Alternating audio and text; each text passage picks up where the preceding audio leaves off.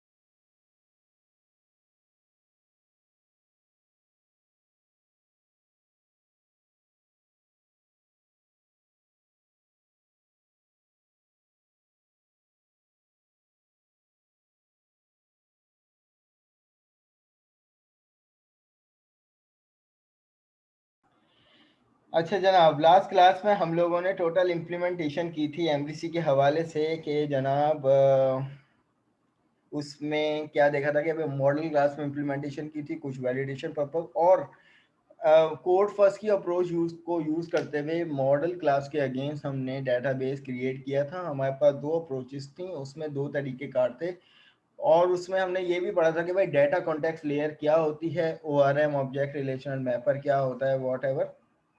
और front end के against में हमने बैक एंड का डेटाबेस क्रिएट किया था with relationship one two many. तो दो तरीकों से हमने डेटाबेस क्रिएट किया था। एक तो हमने सिंपल एंटिटी फ्रेमवर्क को यूज करते हुए कंट्रोलर ऐड किए थे। तो हमने सिर्फ मॉडल क्लास के नाम से कंट्रोलर बना दिए थे और उसने सिर्फ एस को चेंज करके कंट्रोलर, ताकि मॉडल क्लास और कंट्रोलर क्लास का नाम डिफरेंट हो जाए, तो वो खुद ही इतना एफिशिएंट होता है कि वो खुद ही मॉडल क्लास के बाद एस लगा देता है, तो वो नाम से डिफरेंस हो जाता है, तो वो कंट्रोलर क्लास क्रिएट हो जाती है। वो कंट्रोलर के साथ साथ उसके तमाम जो उसको मेथड रिक्वायर्ड होते हैं क्रूड के, वो खुद ही क्रिएट कर लेता है और जनाब उस स्पेसिफिक मेथड के व्यूज भी जनरेट कर देता है। और दूसरा तरीका क्या था, माइग्रेशन। माइग्रेशन से क्या था, हमने डेटाबेस क्रिएट किया था फ्रंट एंड से रिलेटेड, फ्रंट एंड पे काम करते हुए। फिर उसके बाद अलग से हमने व्यूज और कंट्रोलर जो है वो क्रिएट किए थे। क्लास आज जो हम लोग बात करेंगे वो मुझे लगता है कि हम लोग सारा काम जो है वो एसक्यूएल सर्वर पे ही होगा आज, क्योंकि कुछ क्यूरीज हैं जो कि आगे आप लोगों को काम भी आएंगी, चाहे वो आपके इंटरव्यूज वगैरह हों या तो बहुत इंपॉर्टेंट कॉन्सेप्ट है जिसको हम लोग कहते हैं कॉम्प्लेक्स क्यूरीज। ठीक है, क्योंकि आपके पेपर में भी ये पार्ट बन के आएगा। क्यूरी का तकरीबन यूँ समझ लो कि 30 to 40% पार्ट जो है वो उसका होता है, क्यूरी का होता है। तो ये काफ़ी इम्पॉर्टेंट पार्ट होता है और ये तमाम चीज़ें आप लोगों को आनी चाहिए। तो क्यूरीज भी हम लोग शुरू से पढ़ते हुए आ रहे हैं अपनी रिक्वायरमेंट के मुताबिक, कि सिंपल हमने डीएमएल और डीडीएल से स्टार्ट किया था। तो कोई बताएगा कि ये जनाब डीएमएल और ये डीडीएल की टर्म क्या होती हैं, डाटा डेफिनेशन और डाटा मैनिपुलेशन लैंग्वेज। और इसी तरीके से डीडीएल में हमारे पास टर्म्स आती हैं ऑल्टर ड्रॉप और क्रिएट की। इसी तरीके से डीएमएल में जो हमारे पास टर्म आती हैं वो आती हैं जनाब इंसर्ट, अपडेट और डिलीट की। अब जनाब अगर आपको डेटा को रिट्रीव करवाना होता है तो हम लोग डाटा क्यूरी लैंग्वेज यूज करते हैं, डीक्यूएल, विच इज सेलेक्ट। सेलेक्ट की कोई सी भी क्यूरी हो, जो भी उसमें एक्स वाई जेड लॉजिक हो, तो जनाब वो काम क्या करती है, वो रिट्रीव करवाती है डाटा को। सही है। अब आपके पास ओवरऑल पूरा एक स्ट्रक्चर होता है, उसमें से आपको अपनी रिक्वायरमेंट के मुताबिक जो है वो डाटा को रिट्रीव करना होता है, तो पीछे आप क्यूरीज पास कर रहे होते हो। अगर डाटा रिट्रीव करना है तो जनाब सेलेक्ट की क्यूरी पास कर रहे होते हो। ठीक है जनाब। अब जो हमारे पास जो कॉन्सेप्ट आता है, जो काफ़ी इंपॉर्टेंट कॉन्सेप्ट है कि भाई चलो सबसे पहले तो कोई एक बंदा ये मुझे बताए कि what is the definition of curie. Curie itself है क्या? रमीज अजहर बताओगे क्यूरीज क्या होती हैं? सर क्यूरी एक मतलब कोडिंग की तरह होती है, मतलब हम उसे इम्प्लीमेंट करते हैं क्यूरी का, नहीं, क्यूरी जैसे टेबल कोडिंग बनाने। कोडिंग नहीं, कोडिंग नहीं होती क्यूरी। क्यूरी की डेफिनेशन क्या होती है एसक्यूएल के टर्म में, मुझे बताओ। सर मतलब हम लोग उसमें टेबल अपना इंसर्ट करा सकें, डिलीट, मतलब टेबल को सेट कर सकें, मतलब उसमें रिकॉर्ड हटाना है कोई। मैं पूछ रहा हूँ क्यूरी क्या होती है, मैं ये नहीं पूछा कौन सी query. What is query? Just query. Ryan कह रहे हैं कि सर कुछ, ठीक है रयान, आपका जवाब मुझे मिल गया। उमर खान ने भी जवाब दिया है। जी रमीज बताइए।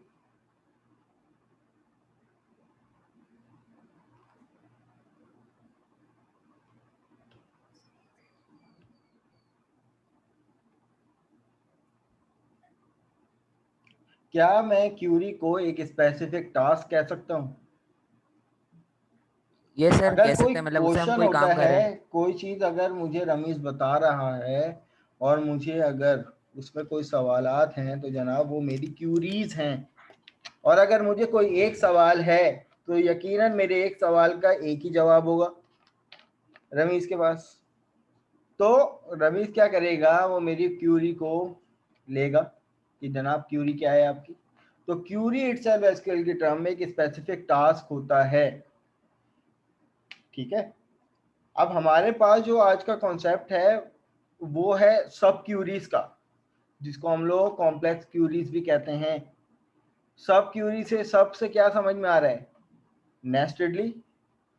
ठीक है यस कि सर, भाई नेक्स्ट। क्यूरी के अंदर क्यूरी। अब ये सब क्यूरी एक मोस्ट इंपॉर्टेंट टॉपिक है जो कि किसी भी एजुकेशनल इंस्टीट्यूट या आपको कहीं किसी भी इदारे में इंटरव्यू के क्वेश्चन में लाजमी डेटाबेस की टर्म से ये पूछा जाता है कि व्हाट इज सब क्यूरी। तो सबसे हमें ये समझ में आता है जनाब एक ऐसी क्यूरी जिसके डिफरेंट लेवल हों। अब अगर मैं बात करता हूं एक क्यूरी है जिसके दसियों लेवल हैं, तो क्या मुझे ये बताइए कि क्या उसके 10 अलग अलग काम होंगे या ओवरऑल उस 10 लेवल का एक स्पेसिफिक टास्क होगा? सर एक लेवल होगा, उसके अंदर सब लेवल्स। जी मैं यही अर्ज कर रहा हूं, अगर एक क्यूरी है उसके 2 लेवल्स हैं, सही है, 2 लेवल की क्यूरी है, तो जनाब मुझे बताइए कि क्या तमाम लेवल्स के अपने अलग अलग टास्क होंगे या ओवरऑल पूरी एक क्यूरी लेवल वाइज उसका एक ऑब्जेक्टिव होगा?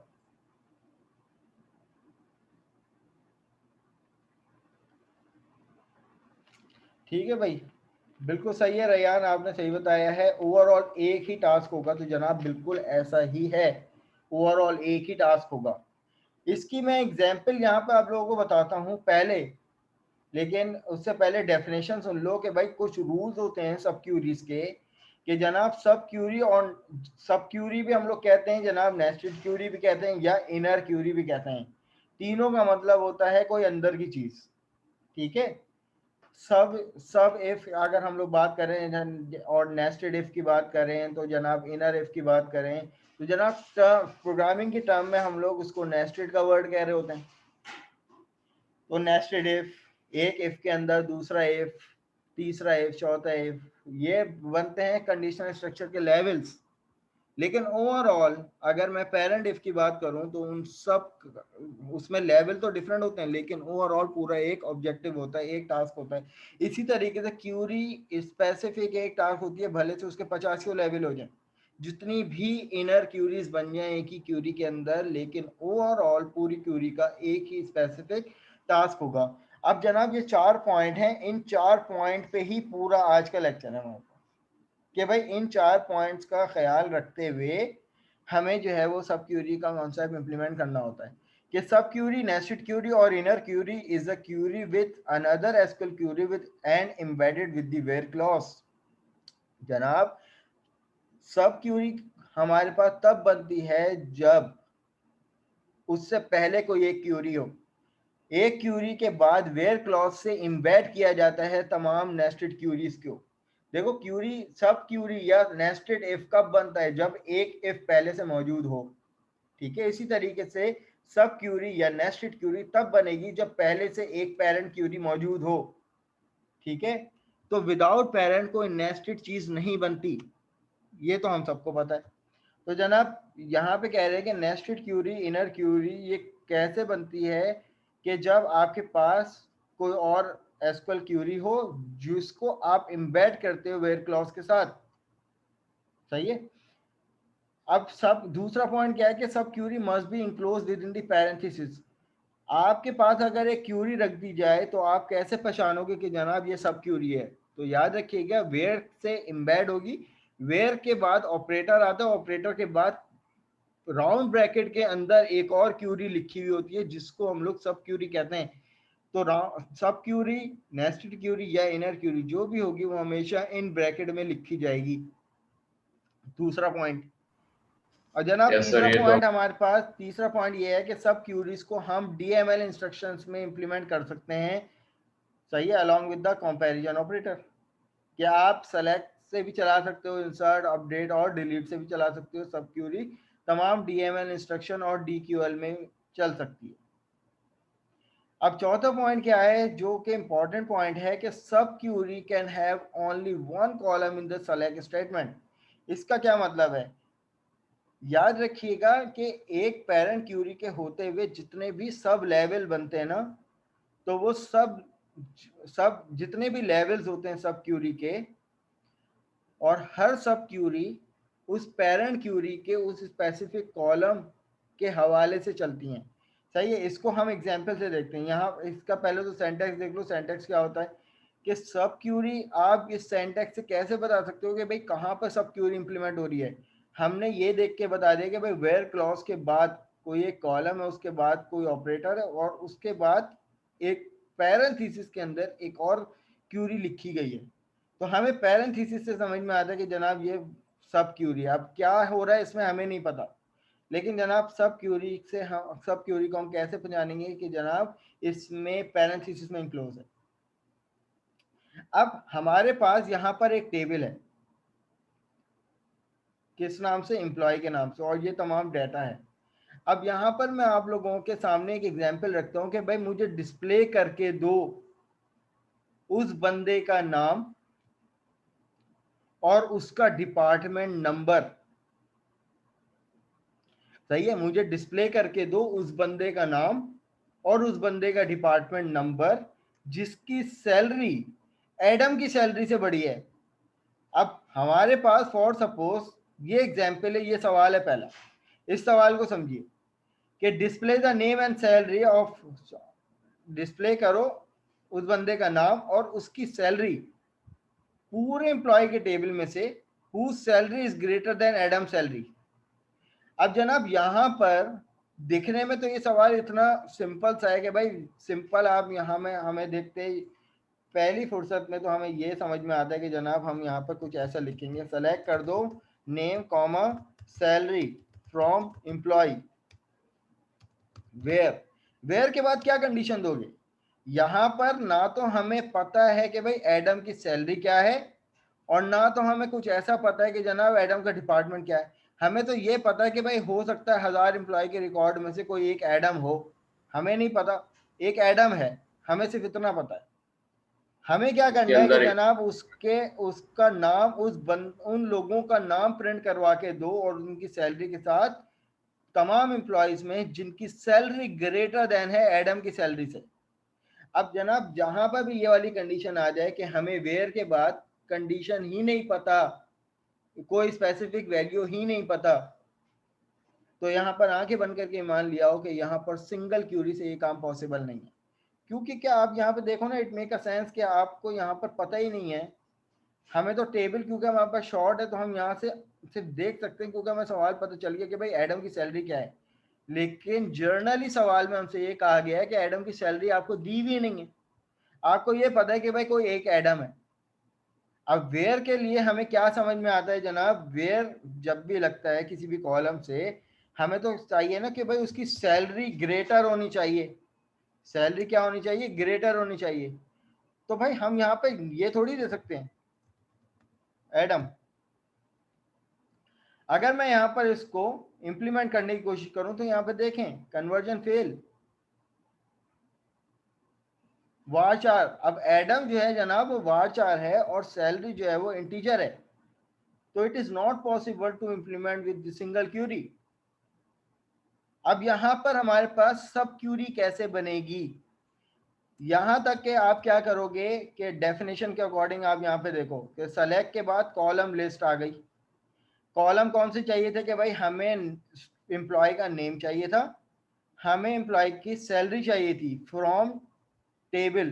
तो हमने यहाँ तक का तो काम कर दिया कि भाई हमें ये आ गई सेलेक्ट के बाद कॉलम लिस्ट, फ्रॉम के बाद टेबल का नाम। अब उसके बाद इन्होंने क्या किया कि वेयर से सब क्यूरी के बारे में क्या लिखा है जनाब, सब क्यूरी जो है वो वेयर क्लॉज से एम्बेड होती है। तो हमने यहाँ पर क्या लिख दिया कि वेयर के बाद हमने दे दी भाई सैलरी जो है वो ग्रेटर होनी चाहिए। अब ग्रेटर होनी चाहिए के बाद हमें एक और नेस्टेडली एक और लेवल बनाना पड़ेगा। तो हमने क्या कर दिया कि भाई इम्बेड कर दिया। अब इम्बेड कर दिया किसके साथ? वेयर क्लॉज के साथ, और पैरेंथेसिस लगा दिया। और हमें ये भी बात पता है कि भाई सब क्यूरी जो है वो पैरेंथेसिस में आती है। अब यहां पर मैं क्या लिखूंगा कि भाई सेलेक्ट कर दो सैलरी, सेलेक्ट करके दो salary from employ where name equal to Adam. अब जनाब ये वर्क किस तरीके से करेगी? हमेशा याद रखिएगा कि सब क्यूरी रिवर्स ऑर्डर में वर्क करती है। सब क्यूरी के अंदर हमने अब ये एक लेवल बना दिया। सब क्यूरी के लिए एक पेरेंट क्यूरी का होना जरूरी है, और सब क्यूरी एम्बेड होती है विद द वेयर क्लॉज। और सब क्यूरी के अंदर वही कॉलम आता है जिसके बिहाफ पर आप फिल्टर आउट कर रहे हो। मैं अगर यहां पर कोई और कॉलम दे दूंगा where department number from this, अगर मैं यहाँ पर इसको एग्जीक्यूट करूंगा तो यहाँ पर मुझे वो नहीं मिलेगा जो मैं चाहूंगा। यहाँ पर मेरे पास जनाब, और पहली बात तो यह है कि मैं इसके बाद यहाँ पर एक से ज़्यादा कॉलम नहीं दे पाऊंगा। अगर मैं यहाँ पे मैंने ये काम किया तो जनाब only one expression can be specified in the select list when सब क्यूरी इज नॉट इंट्रोड्यूस। तो सब क्यूरी के लिए हमें ये बात, चौथा पॉइंट क्या कह रहा था? वो यही तो कह रहा था कि sub query can have only one column in the select statement. कि आप जो सब क्यूरी लगाने जा रहे हो वो किसके बिहाफ पर लगाने जा रहे हो? हमारे पास एक्चुअल ऑब्जेक्टिव हमारा ये है कि भाई हमें ये दो कॉलम चाहिए। किसके बिहाफ पर जनाब? जिसकी सैलरी बड़ी होनी चाहिए एडम की सैलरी से। अब सैलरी क्योंकि इंटीजर टाइप है और एडम हमें सिर्फ पता है वो स्ट्रिंग टाइप है, तो हमने क्या किया कि एक लेवल बना दिया। अब ये वाली जो क्यूरी है ना, ये सिर्फ मुझे ये बताएगी कि जनाब एडम की सैलरी क्या है। अब नेस्टेड क्यूरीज ने हमें क्या दिया कि भाई हमें ये बताया कि जनाब एडम की सैलरी क्या है। अब एडम की सैलरी हम यहाँ पे कह सकते हैं कि इसका मतलब ये हुआ कि हमें ये मिल गया सब क्यूरी से। अगर मैं इसको कमेंट आउट कर दूं तो क्या ये वाली बात समझ में आती है सबको कि सब क्यूरी ने हमें क्या रिट्रीव करके दिया? कि भाई उसने ये बताया कि भाई आपका जो एडम है उसकी सैलरी क्या है। अब सैलरी इस वाली क्यूरी ने हमें क्या रिटर्न करके दी? ये वाली वैल्यू। अब इसकी भी टाइप इससे क्या है? सेम है।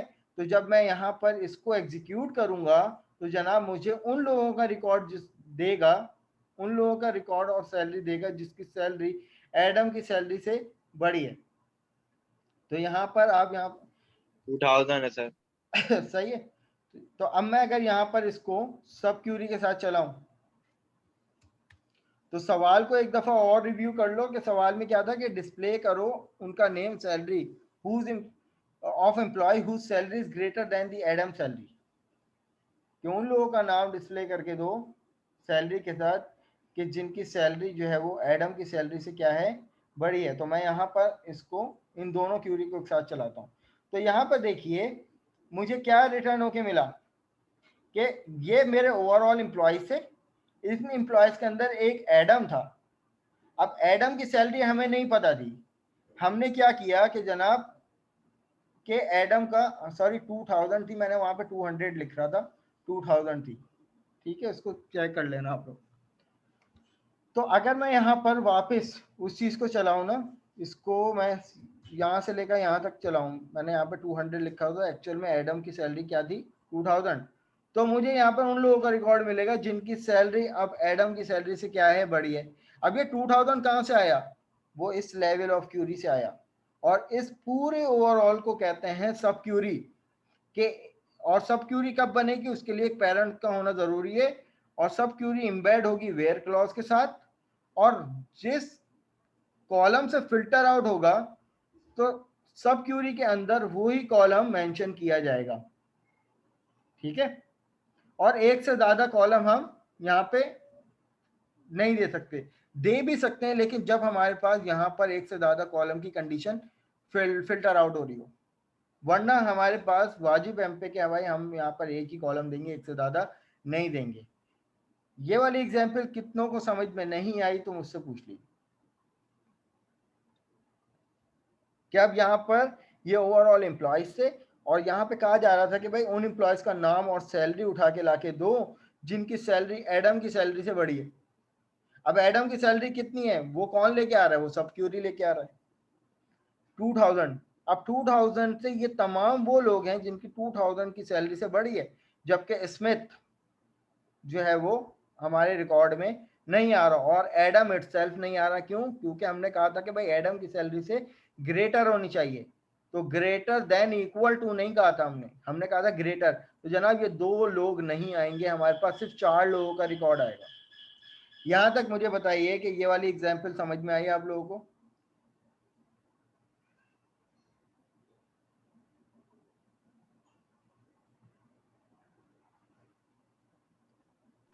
जी सर। चलो ठीक है। अब यहाँ पर अब हमारे पास दूसरा सवाल है सब क्यूरी का। कहा जा रहा है कि भाई डिस्प्ले करके दो name salary of employees whose salary is greater than the Adam salary and department number is also same as the Adam department number। इस सवाल को, ये वाला सवाल कितनों को समझ में आया है कि भाई ये वाला सवाल यहाँ से लेकर यहाँ तक तो बिल्कुल यही वाला सवाल है, बस इन्होंने यहाँ पर एक और कंडीशन ऐड कर दी कि भाई एंड डिपार्टमेंट नंबर भी एडम का के डिपार्टमेंट से सेम होना चाहिए।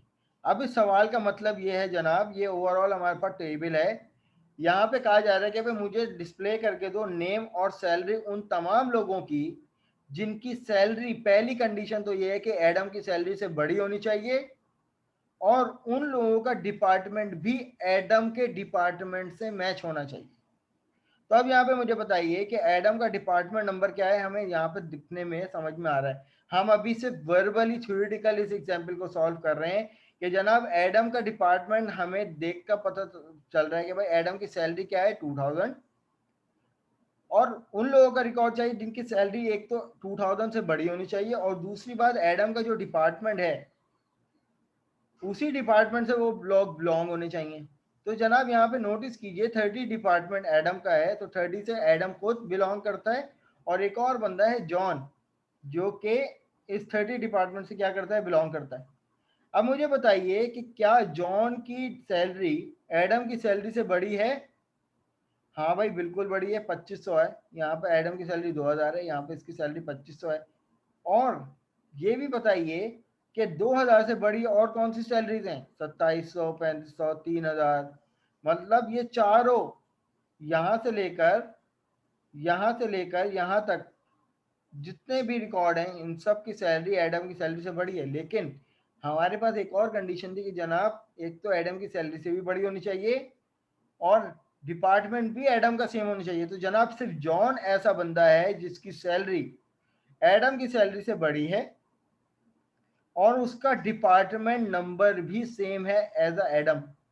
अब इन लोगों की भी सैलरी एडम की सैलरी से बढ़ गई है, लेकिन इनका डिपार्टमेंट एडम वाला नहीं है। हमारा सवाल ये था कि डिस्प्ले करके दो उन लोगों का नाम और उन लोगों की सैलरी एम्प्लॉयज के टेबल में जिनकी सैलरी एक तो एडम की सैलरी से बड़ी है और उनका डिपार्टमेंट भी सेम है एडम के डिपार्टमेंट से।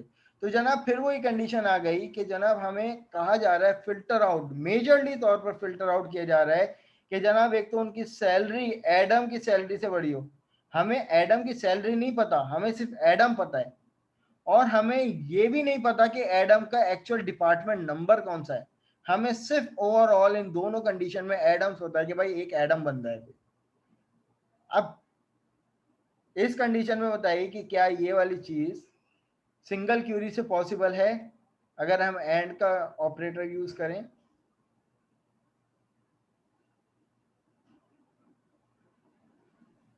जनाब इज इट पॉसिबल? नो। ठीक है जनाब, तो ये चीज पॉसिबल नहीं है। अब इसकी सब क्यूरी कैसे बनेगी? तो जनाब यहाँ से सब क्यूरी बनाते हैं। मैं यहाँ पर कमेंट आउट कर देता हूँ। मैं आप लोगों से ये जो है वो स्क्रिप्ट शेयर भी कर लूँगा ताकि आप लोग को आसानी हो जाए। क्वेश्चन नंबर 1 ये हो गया। इसी तरीके से जनाब यहाँ पे इसी को क्वेश्चन नंबर 2 कर देते हैं। सेलेक्ट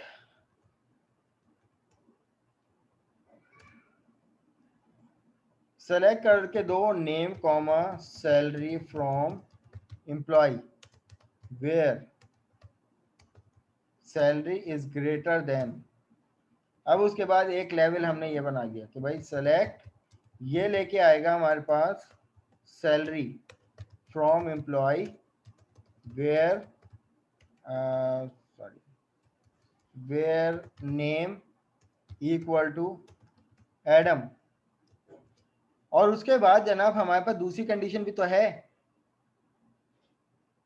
अगर मैं यहाँ पे एंड का क्लॉज यूज करके ये कह दूं कि भाई and department number is equal to Adam department, कैसे पता चलेगा? तो मुझे ये यहाँ पर तो ये कंडीशन नहीं देनी पड़ेगी। अब जनाब यहाँ पे मुझे एक और लेवल बनाना पड़ेगा बाय यूजिंग एंड। अब यहाँ पे देखें एक लेवल सैलरी के भी हाफ पर बन गया। अब एक लेवल बनेगा जनाब डिपार्टमेंट नंबर के भी हाफ पर। And department number is equal to ये लेके आएगा select department number from employ, और ये आ गया वेयर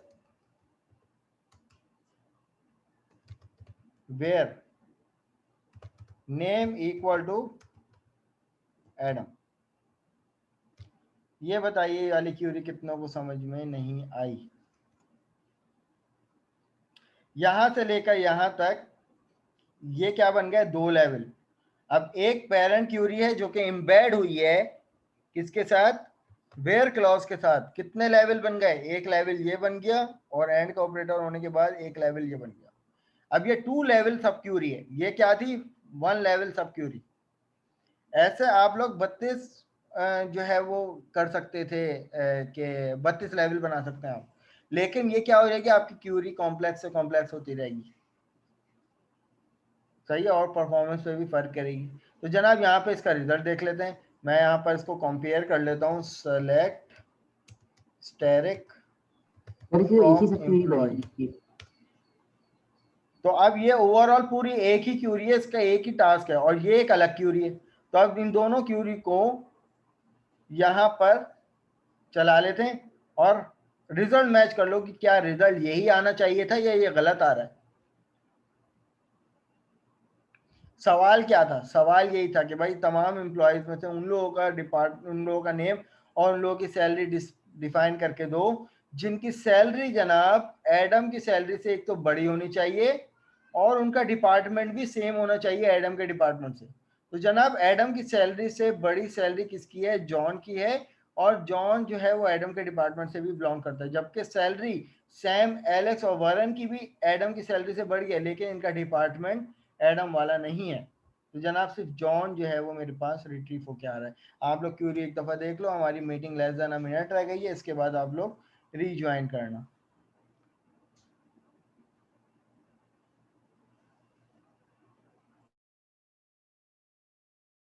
मेरी क्यूरी एक से ज्यादा ही ये एक से ज्यादा क्यूरी नहीं है, ये एक से ज्यादा लेवल है। आप ये देख रहे हो ना कि ये क्या है, ये सेकंड लेवल ऑफ सब क्यूरी है, ये फर्स्ट लेवल ऑफ सब क्यूरी है, किसके भी आप पर, सैलरी के भी आप पर, और ये सेकंड लेवल जो है वो डिपार्टमेंट नंबर के भी आप पर है। और ये ओवरऑल पूरी एक ही क्यूरी है जिसको हम लोग 2 लेवल सब क्यूरी कहते हैं। अच्छा सर।